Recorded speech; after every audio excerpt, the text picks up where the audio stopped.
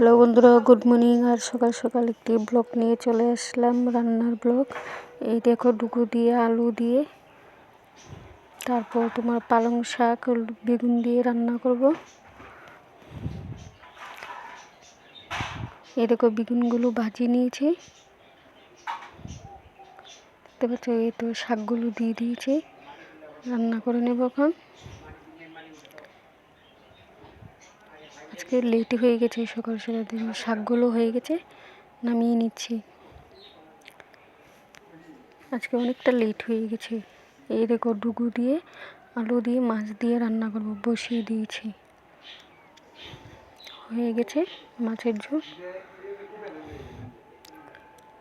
দেখতে পাচ্ছ। মাছ দিয়ে ডুগু দিয়ে আমার খুব ভালো লাগে। তোমার থেকে কীরকম লাগে আমি জানি না, আমার থেকে ডুগু দিয়ে আলু দিয়ে মাছ দিয়ে খুবই ভালো লাগে। আজ এই পর্যন্তই ব্লগ শেষ।